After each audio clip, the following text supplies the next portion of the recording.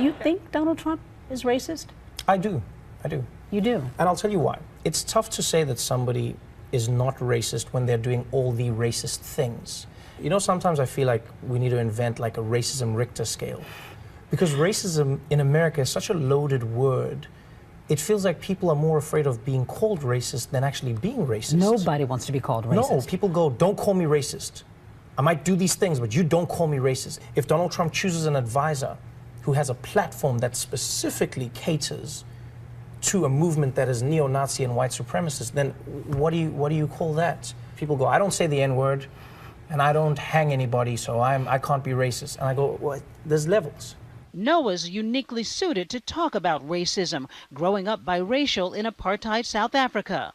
He was forced to navigate the dangerous worlds between black and white, but he says he learned that communicating with those of the opposite view is crucial to success. I don't exist in a world where I only listen to the people I agree with, because then how will I ever know how to dismantle or think about your arguments in a different way? Tommy Lahren. Which is precisely why Noah invited conservative internet sensation Tommy Lahren on the show for an interview that went viral. Do you really believe you're criticizing and you're not malintentioned when you say things like Black Lives Matter is the new KKK? Because you realize Black Lives Matter can't be the new KKK. The KKK is still around. Some people were asking, why would you invite her on the show?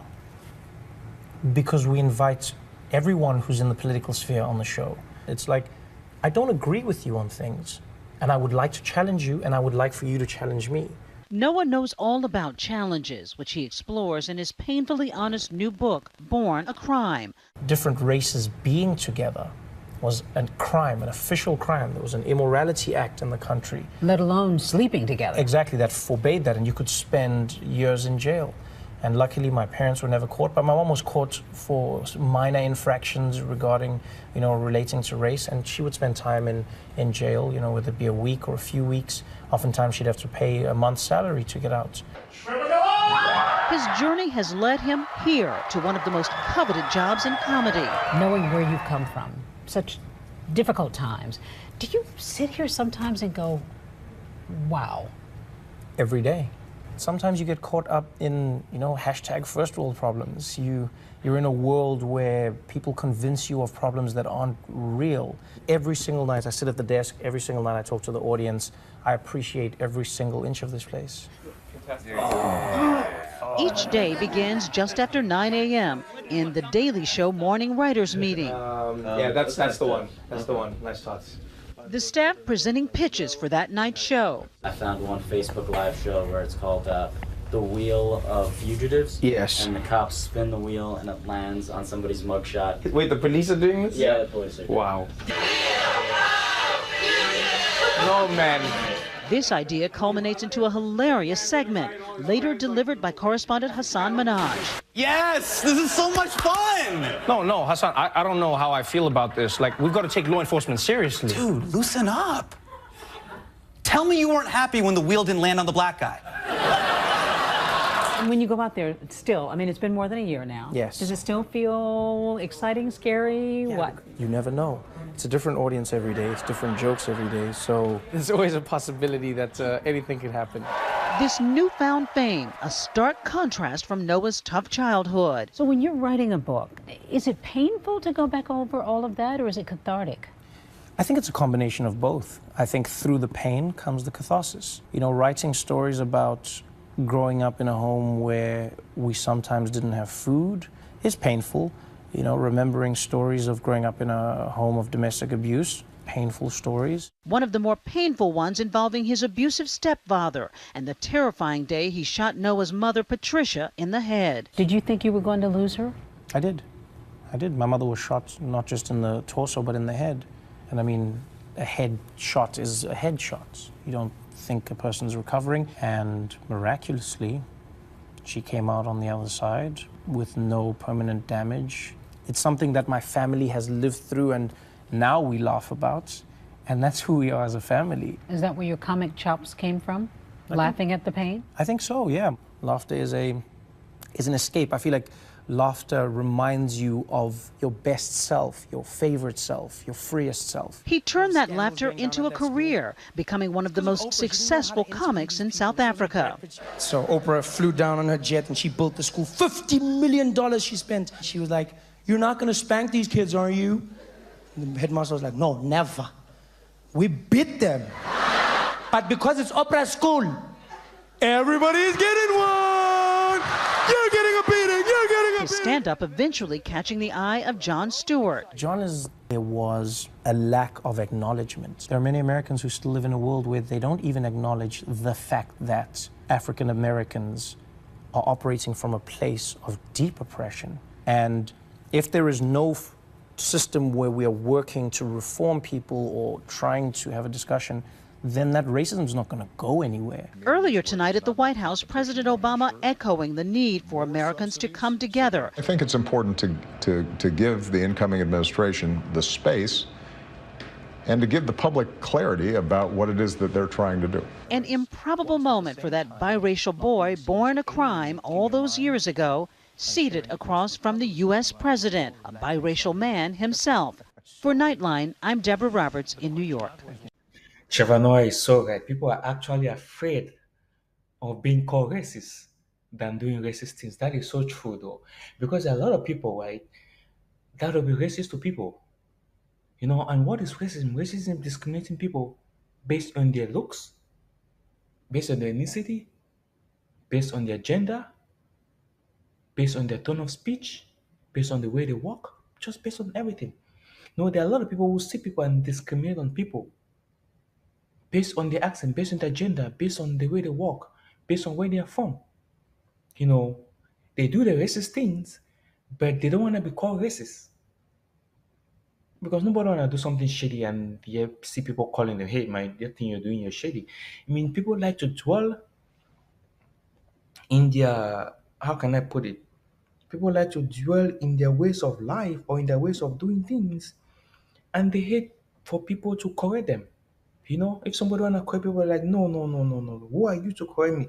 No, no, no. Don't correct me. Let me stick in what I'm doing." Like, no, you don't have the right to correct me. In which life shouldn't be that way. You know, people should correct you. If you do something that is wrong, let people correct you. You know. And if we compare racism in America and racism back in South Africa, where Trevor Noah comes from, you will notice that in South Africa, people have gone past racism with all the how do they call that? Is it the Jim Crow law? Yeah, Jim Crow law, where it had a lot of segregation, where black people were kept in own areas, white people were kept in own areas. They had that in America, and they also had that pretty big in South Africa. I remember there was this movie growing up when I was young, which was called Seraphine. I don't know if you guys have chance, you can go and watch the movie Seraphine. It's pretty big on apartheid in South Africa, racism, and all on like that. The movie did indeed open my eyes to really understand what South Africans went through. And what South Africans went through, it is pretty similar to what Americans went through. And the difference between South Africans and Americans is South Africans went through theirs in the 1900s. Americans went through theirs back in the 400 years ago, even though they're still going through it today. But South Africans have gone past racism to such a way where they can laugh about it, they can talk about it and laugh about it. But in America, people are not still comfortable to in America, people are not still comfortable to talk about racism. They are not still comfortable to laugh about racism. You know, we really need to get past the stage. And there's something that is prone in South Africa where they have what we call reverse racism, where the white people are paying for the white people of today are paying for the crimes that their forefathers did back in the apartheid period. And now the blacks have taken over power. The blacks now in control, meaning that if you're a white person, you go to look for a job, right? And you qualify, and then another black person comes to look for that same job, and the black person doesn't qualify. You get the upper hand, the upper shot. So it's called like reverse racism. So I wish I wish America had gone past that. You know, racism is still something that is very, very scary. As Trevor Noah said, right? It's a very loaded word. People are really scared to talk about it. You know, people are really scared to be called racist. You know, there are people that do racist things, but they don't want to be called racist. You know, and if you look at it keenly, people that call other people racist, they themselves are racist, just that they don't wanna attribute themselves to such things. And racism doesn't just go only with your skin color, only with somebody's skin color. You know, there's also racism amongst white people. There's also racism among black people. Tribalism is part of racism. Nepotism is part of racism. Against your own race, supporting somebody from your same clan over another person is part of racism. You know, but it is something that we do not see that way, and we tend not to categorize it. It is something that we do not see that way, and we tend not to categorize it under racism, which is also part of racism. You know, if the term tribalism as part of racism, it means even black people, us Africans, will also be guilty of being racist because we too treat each other not well. For me, right, if I'm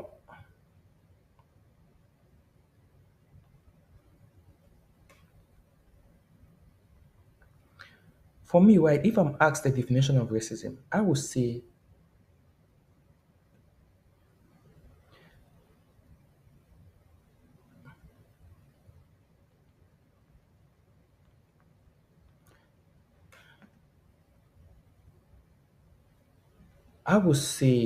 racism. Sorry for the interruption. I would say racism is the discrimination of somebody. Of it is the discrimination of a person of your own race, another ethnicity against the normal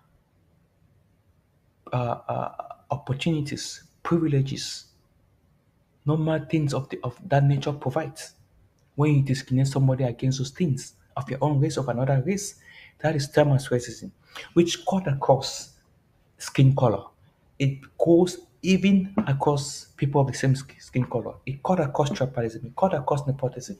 For me, I think that's the best definition of racism because we too, that we claim that other people are racist, we too are guilty of being racist because we don't treat one another well. And it's still part of racism, you know?